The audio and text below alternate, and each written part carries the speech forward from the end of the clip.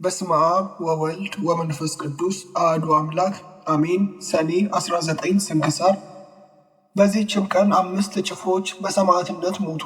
እሊህም አርሶፎኒስ፣ ጴጥሮስ፣ አስኪሪዮን፣ አርጌኒዮስና ቢልፊዮስ በዲዮስጵልዮስም ቅጽር ውስጥ ይኖሩ ነበር። መኮንኑም ለጣዖታት እንዲሰዉ ባስገደዳቸው ጊዜ እኛስ የንጉሣችንን የኢየሱስ ክርስቶስን ትእዛዝ እንፈጽማለን፣ ለእርሱም እንሰዋለን አሉት። መኮንኑም ሰምቶ ተቆጣ። በአንድ ቤት ውስጥም እንዲዘጉባቸውና እስከ 2 ቀን እህል ውሃ እንዳይሰጧቸው አዘዘ። ከዚያም በኋላ እንዲያመጧቸው አዘዘ። በፊቱም በቆሙ ጊዜ ለአማልክት ሰዉ አላቸው። እነርሱም በአንድ ቃል እኛስ ለፈጣሪያችን ለክርስቶስ እንሰዋለን፣ ለረከሱ አጋንንት ግን አንሰዋም አሉት። አንገታቸውንም አስረው ወደ ሌላ አገር የወስዷቸው ዘንድ አዘዘ።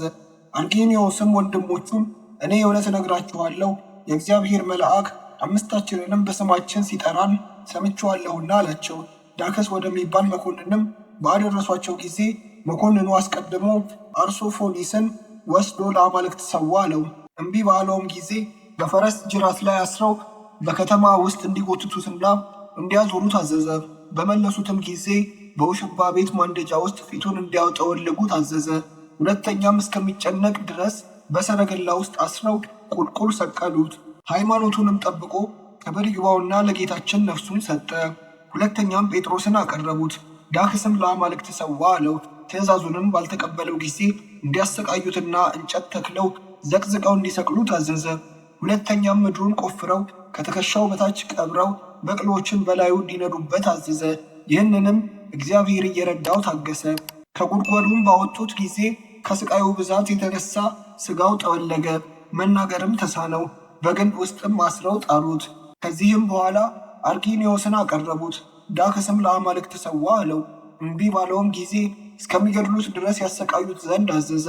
ያለ መብልና መጠጥም በተበሳ ግንድ ውስጥ አስረው ዘቅዝቀው ሰቀሉት። ዳግመኛም አስኪሪዮንን አቀረቡት። ዳክስም ለራስህ እዘን፣ በክፉ አሟሟትም እንዳትሞት ለአማልክት ሰዋ አለው። እምቢ ባለውም ጊዜ እንዲያሰቃዩት እንዲሰቅሉትና ስጋውን እንዲሰነጥቁት አዘዘ። ወታደሮችም ተረከቡትና በጽኑ ስቃይ ያሰቃዩት። በትዕግስቱም ባሸነፋቸው ጊዜ ለመኮንኑ ነገሩት። በረሃብና በጽም ይሞት ዘንድ በግንድ ውስጥ አስረው በባዶ ቤት እንዲዘጉበት አዘዘ። እንዲሁም አደረጉበት። ደግሞ ዲያቆን ቢልፊዮስን አቀረቡት። መኮንን ዳክስም እንዳትሞት ለአማልክት ሰዋ አለው። ባልሰማውን ጊዜ እስከሚገድሉት ድረስ እንዲያሰቃዩት አዘዘ። ስጋውን ሰነጣጥቀው በከተማው አደባባይ ጎተቱት። እንጨት ተክለውም ቁልቁል ሰቀሉት። በአንገቱም ከባድ ደንጊያ አንጠለጠሉ። ከሃይማኖቱም ባልተናወፀ ጊዜ በረሃብና በጽም እንዲሞት በግንድ ውስጥ አስረው በላዩ መዝጊያ ሰርተው ዘጉበት። በየዕለቱም ወንድሞች ምዕመናን ከውጭ ሆነው ይጎበኙት ነበር። ጳሂን የተባለው የሰኔ ወር በባተ በ30 ጴጥሮስ ነፍሱን ሰጠ። እርሱንም አውጥተው ደጁን በሌሎቹ ላይ ዘጉ። የከበረ አርጌኒዮስም ከ5 ቀን በኋላ አረፈ። እርሱን አውጥተው በቀሩት ላይ ደጁን ዘጉ። ብፁዕ አስኪሪዮንም ከ12 ቀን በኋላ አረፈ። እርሱንም አውጥተው በቅዱስ ቢልፊዮስ ላይ ደጃፍ ሰርተው ዘጉበት። እርሱም የሚያርፍባት ቀን ስትደርስ ወንድሞቼ ታገሱኝ፣ በዚህች ሌሊት እወጣለሁና አላቸው። ከ19 ቀን በኋላም በዚያች ሌሊት ነፍሱን አሳልፎ ሰጠ። ለእግዚአብሔር ምስጋና ይሁን። እኛንም በእሊህ ገድለኞች ጸሎት ይማረን፣ በረከታቸውም ከእኛ ጋር ትኑር ለዘላለሙ አሜን።